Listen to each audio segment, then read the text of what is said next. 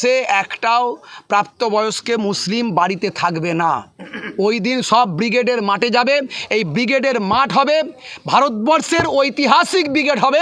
সেটা 26 তারিখে ভারতবর্ষের মানুষ দেখিয়ে দেবে ইনশাল্লাহ।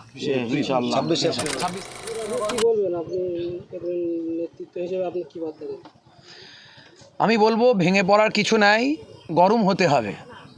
বাঘ ঘুমিয়েছিল, জাগ্রত করে দিয়েছে। আর বাঘ যখন জেগে ওঠে, থাবা যেখানে মারে 18 কেজি গোস্ত তুলে নেয়। তা আমাদেরকে জেগে উঠতে হবে।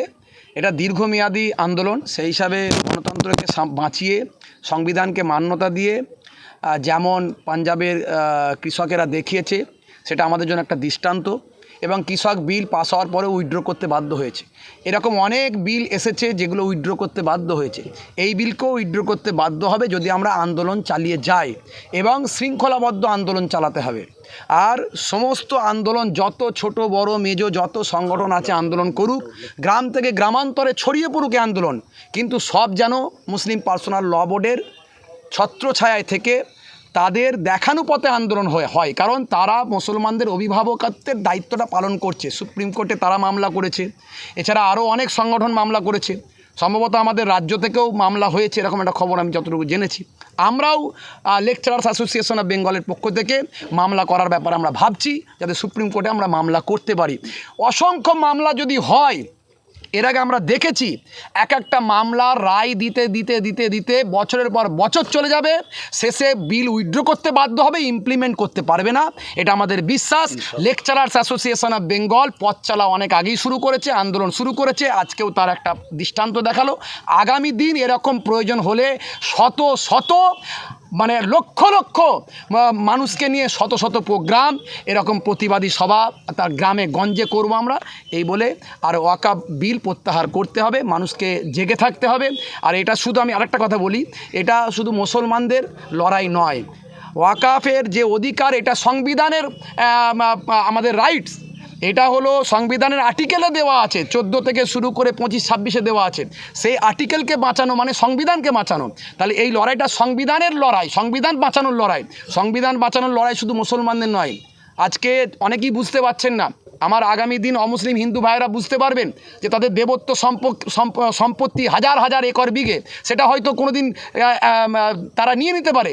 নিয়ে আজকে দেখুন আম্বানিকে যেখানে বিল্ডিংটা আছে বোম্বাইতে, বিল্ডিংটা 27 তলা বিল্ডিং, ওই 4 লক্ষ একর জমির ওপর যে বিল্ডিংটা আছে, সম্ভবত কত যেন একর এরকম একটা। তো যাই হোক, আমার মানে 20 কোটি টাকাতে মাত্র কিনেছিল ওয়াকফের কাছ থেকে। তাহলে এই রকম তাদেরকে দিয়ে দেবে ওয়াকফের সম্পত্তি। আগামী দিন আদিবাসীদের জল জঙ্গলের অধিকার কেড়ে নেবে। আগামী দিন এই যা আজকে সর্দারজিরা যারা শিখেরা, তারা আমাদের সঙ্গে সাথ দেবেন বলেছেন। তারা বুঝতে পারছেন যে কৃষকরা কত আন্দোলন করে আজকে এই জায়গায় এসেছে। তারা জানে মুসলমানদেরকে দমিয়ে দিতে পারলে অন্যান্য সমস্ত ধর্ম বর্ণর মানুষদেরকে দমিয়ে দেওয়া সহজ হবে। তাই সকলকে বলবো, যারা সেকুলার, যারা বোঝেন, যারা ভবিষ্যতের কথা চিন্তা করেন, যারা সংবিধানকে ভালোবাসেন, সংবিধানকে মান্যতা দেন এবং দেশের এবং দশের কথা চিন্তা করেন, তাদেরকে বলবো এই রকম ধর্মের খেলায় মেতে উঠবেন না।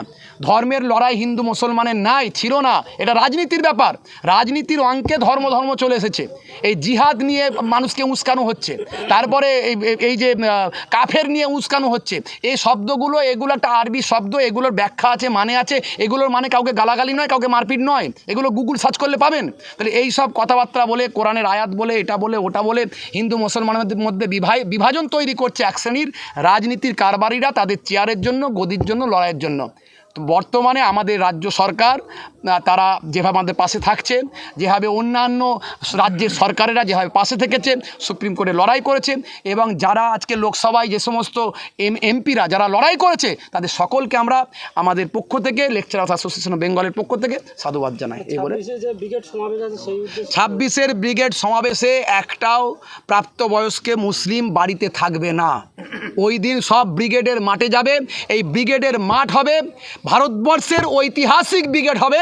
সেটা 26 তারিখে ভারতবর্ষের মানুষ দেখিয়ে দেবে ইনশাল্লাহ।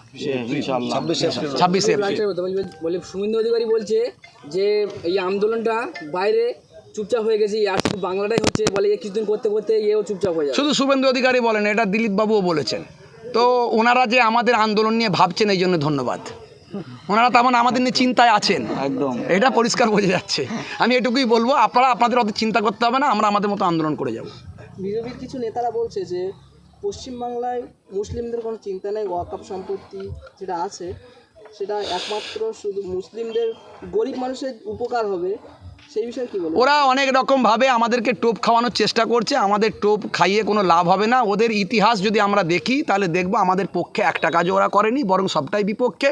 আমাদের সব কিছুতে ওরা অধিকার হরণ করেছে। আমাদের গরুর গোস্ত খাওয়ার নাম করে মানুষ মারছে, মসজিদে বুলডোজার চালাচ্ছে, মাদ্রাসায় বুলডোজার চালাচ্ছে, যারা আমাদের বাবরি মসজিদ নিয়ে নিয়েছে, আরও ইত্যাদি ইত্যাদি কটা কথা বলবো। তো তারা যদি আমাদেরকে বলে ওয়াকফ সম্পত্তি তোমাদের ভালোর জন্য করছি, সেই কার মুখে কি একটা বলে না, এরকম একটা ব্যাপার হয়ে যাচ্ছে। আগামী দিন যদি সুপ্রিম কোর্ট যদি ওয়াকফের পক্ষেই রায় দেয় তখন আপনারা কী করবেন?